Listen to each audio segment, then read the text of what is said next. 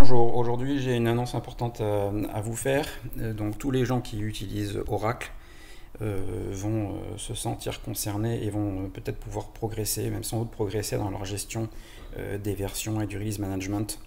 Donc on va parler de end-of-life.date. Donc il n'y a pas très longtemps, il n'y a pas si longtemps que ça, une pull request a été mergée sur end-of-life. Donc comme vous pouvez voir, je vais vous montrer l'issue d'origine.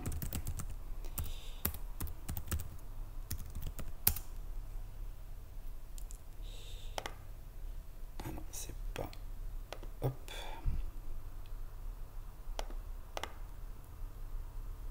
Voilà. Donc c'est une issue qui a été faite le 21 décembre 2022 pour disposer de toutes les versions d'Oracle, puisque aujourd'hui... alors je vais poser la question, quelles sont les versions Oracle et leur end of life. Ça va être assez compliqué et ça part dans tous les sens, y compris sur Wikipédia, qui est finalement peut-être le meilleur endroit, enfin jusqu'à présent, c'était le meilleur endroit pour avoir une liste un peu exhaustive. Simplement, comme vous pouvez voir, ah non, Oracle, voilà, ok. Donc initial version, vous voyez que ça part dans tous les sens, il y a plein de commentaires, on ne sait pas quand ça commence, on ne sait pas exactement quand ça finit, c'est pas interopérable. En fait c'est très compliqué, ces données sont vraiment compliquées à voir. Et ce qui a motivé cette issue.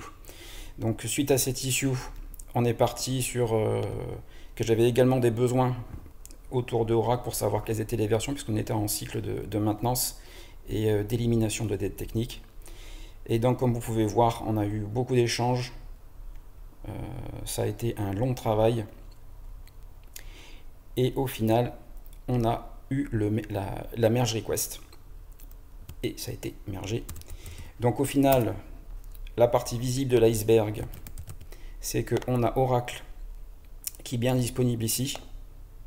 Donc une évolution récente, hop, je vais juste vous la montrer, c'est que pour simplifier la vue, l'expérience utilisateur, donc on a caché le bout des lignes. Donc en tant que DBA ou en tant que responsable d'infrastructure, dès que vous ne voyez pas votre version ici, eh bien vous avez un problème de maintenance. Et donc vous entrez dans la catégorie des end of life. Donc fort heureusement, on peut aussi interopérer avec. Donc par exemple, depuis le terminal avec EOL. Et donc là je retrouve bien mes petits, les données, etc. Et comme vous pouvez voir aussi, vous avez toutes les URL qui pointent bien sur les bonnes ressources. Et comme vous pouvez le voir, ben, ça part un peu dans tous les sens. Un petit peu moins pour les dernières, puisque c'est un petit peu plus prédictible. Mais sinon, dès que c'est archivé, les URL changent. C'est vraiment pas évident. Mais là, vous avez tout au même endroit. Petit rappel aussi, ces données sont disponibles en API, ce qui va permettre de futures évolutions très importantes. Mais si dès aujourd'hui, vous voulez faire l'intégration vous-même, tac. Donc, il vous suffit de prendre cette ressource, d'aller ici,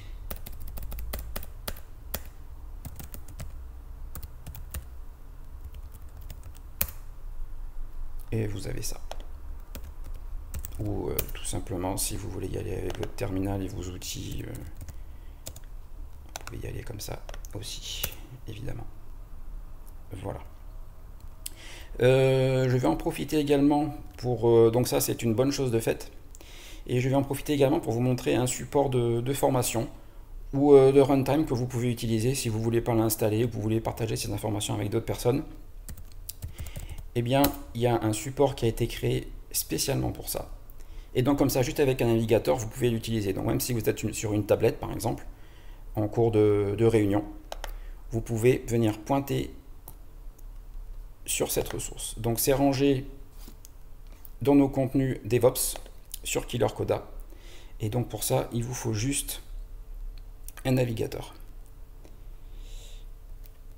Donc ça va se passer par ici. Voilà, donc il y a un petit rappel, hein, on explique exactement à quoi ça sert, pourquoi est-ce que ce produit existe, quels sont les outils, donc vous avez une explication complète. Et on va y aller. Alors d'abord, on va installer le paquet, donc EOL, hein, c'est en fait son petit nom, c'est Norwegian Blue, c'est un nom historique. Et avec ça, on va installer des petits outils aussi, des petits utilitaires comme CSVKit ou ce genre de choses qui font qu'on peut faire des transformations de données ou les afficher. Là, on va faire une expérience purement terminale, mais évidemment, vous pouvez les sortir en CSV.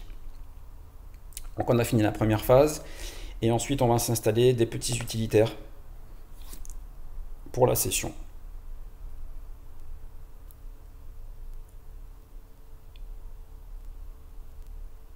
Voilà, ça y est. Donc là, on est prêt. Et on va pouvoir voir un peu qu'est-ce que c'est que cet outil EOL. Donc dans l'help, il n'y a pas énormément de commandes, mais elles sont très puissantes. C'est très facile à utiliser et on va vous montrer par la suite comment le faire. Donc là aujourd'hui on est dans la version 3.8.10, pardon, 0.13.0. Ça évolue pas mal. Et moi ce que je vous encourage à faire, c'est de venir sur le projet. Et personnellement, moi c'est All Activity. Et vous pourrez voir les issues, les feature requests et les pull requests, l'activité. Et surtout, il y a pas mal de features très intéressantes et ça va en continuer. Donc voilà, des petites options comme l'export en YAML qui n'était pas là à l'origine, qui est très pratique si on veut faire du post-parsing ou du post-processing par exemple. Et également ajouter des titres quand on génère sur plusieurs logiciels. En fait, on va avoir des titres et on va pouvoir faire des reporting instantanément. Donc c'est super puissant et c'est très facile à utiliser. Voilà, donc là, assez de blabla, on a installé EOL et maintenant on va passer aux choses sérieuses. Donc qu'est-ce que c'est EOL? Qu'est-ce qui permet de gérer des produits? Donc si vous tapez EOL, en fait, vous allez avoir la liste de tous les produits qui sont disponibles et vraiment il y en a vraiment pas mal, hein. En fait même à l'instant présent il y en a 212. Voilà.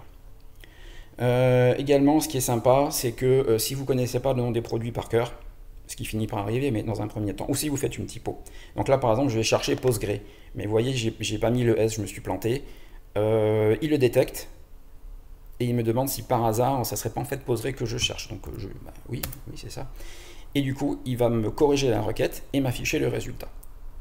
Donc là, hein, petite notice, si vous êtes inférieur ou égal à 11, il faut vous réveiller, il faut faire le nécessaire, parce que là vous êtes out of support, end of life.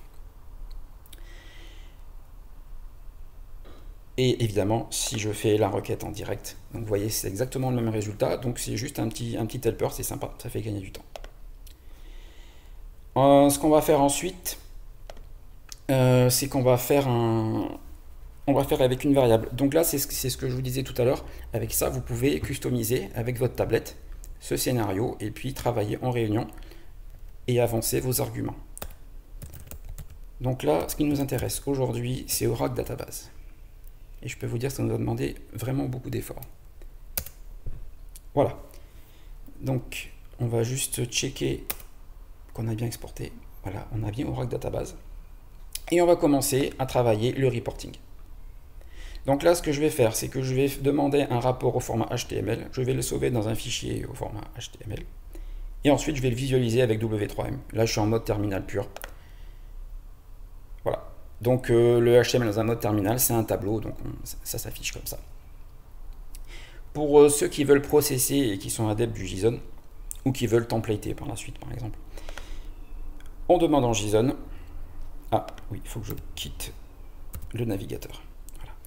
Donc, si je veux du JSON, je lui demande JSON en sortie, je pipe avec JQ et je finalise mes requêtes, etc. etc. Également, le Markdown. Donc, le Markdown, là, vous pouviez carrément prendre et puis vous copier dans un ticket, par exemple. Donc là, je vais vous montrer, hein, si je fais ça je copie.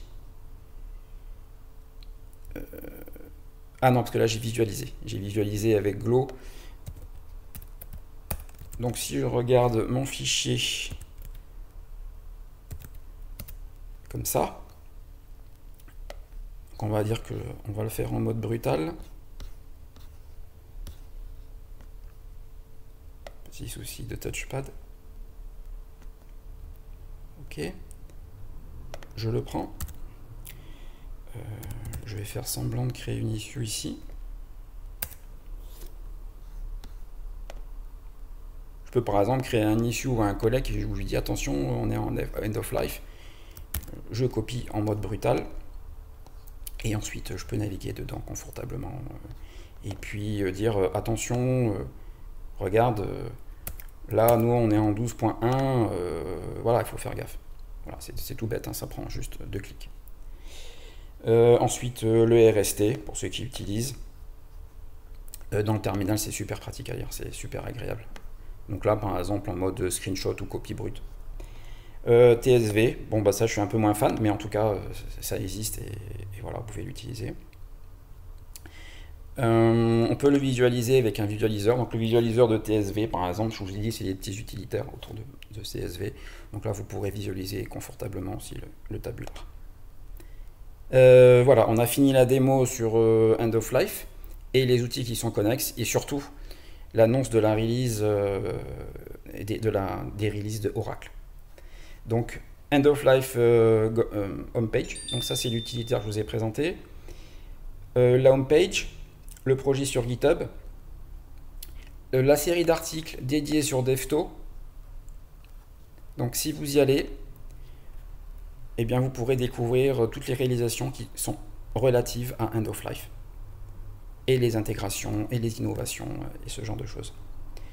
S'il y avait peut-être un seul contenu à regarder et pourquoi vous devriez vous intéresser à ces données-là et à ces outils, je vous recommande cet article-là.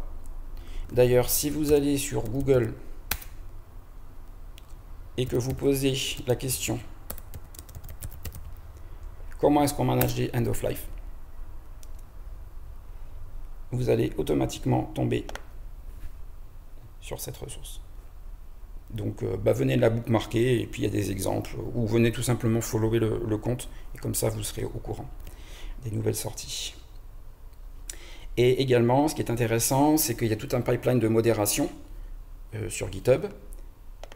Et donc si vous appliquez le bon filtre, eh bien, vous allez voir tout ce qui est dans le pipe comme produit et vous pourrez suivre éventuellement s'il y a une seule chose qui vous intéresse, vous pourrez venir follower l'activité de ce produit.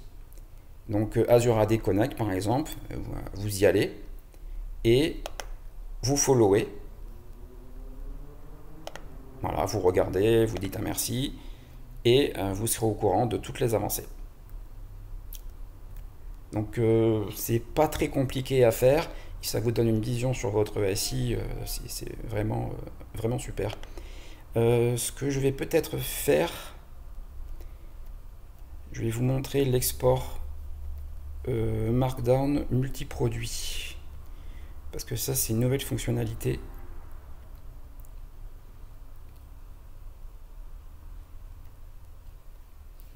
Alors, je vais faire, par exemple, on va imaginer une stack. Donc, je vais dire qu'on a Java, Maven et Quarkus. Et je vais l'appeler java.md.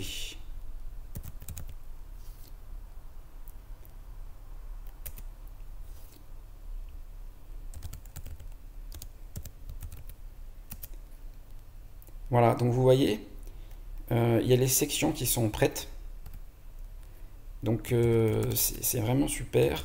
Je vais peut-être vous le faire ici, sinon je vais basculer en mode terminal. On avait dit qu'on faisait tour navigateur, donc je vais... Ouais, c'est bon, ça va le faire.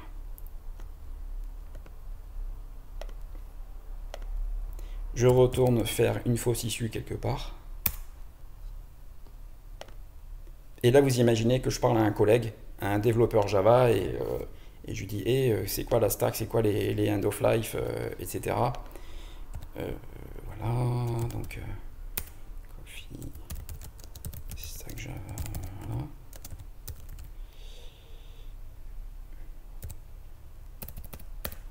Rigoler un petit peu. Boum, je copie-colle.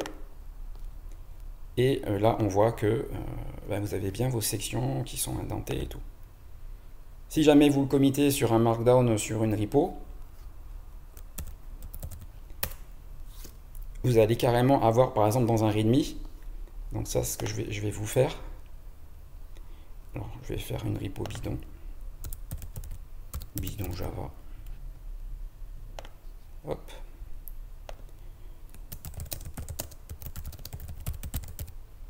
Ok. Ah oui, j'ai pas ajouté de fichier. Je vais le faire tout de suite. Donc, je fais par convention le markdown. Je mets mon contenu. Je sauve.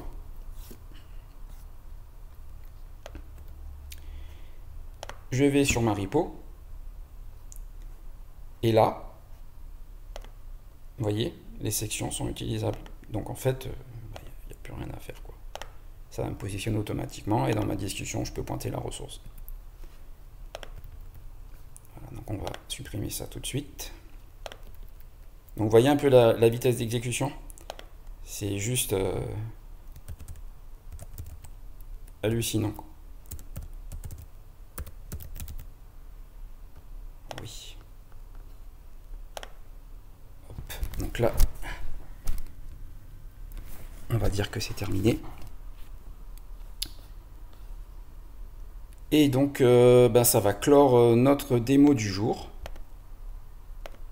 Donc, comme d'habitude, je vous encourage à aller sur endoflife.date. Et surtout, la news du jour, c'est que Oracle Database est disponible maintenant, toutes les releases. Tout est là. Vous avez les notions de LTS, de LTR. Vous avez tout ce qu'il faut juste là à portée de main. Tout bien rangé. Et puis quelques informations, comme d'habitude, comment avoir la nouvelle version, comment récupérer la version, et les liens vers les meilleures ressources possibles sur Oracle. Voilà, ça clôt la démo du jour. Donc n'hésitez pas à venir sur le site et à follower les repos, surtout c'est là que vous avez les meilleures sources d'informations. Et bonne maintenance et à bientôt. Au revoir.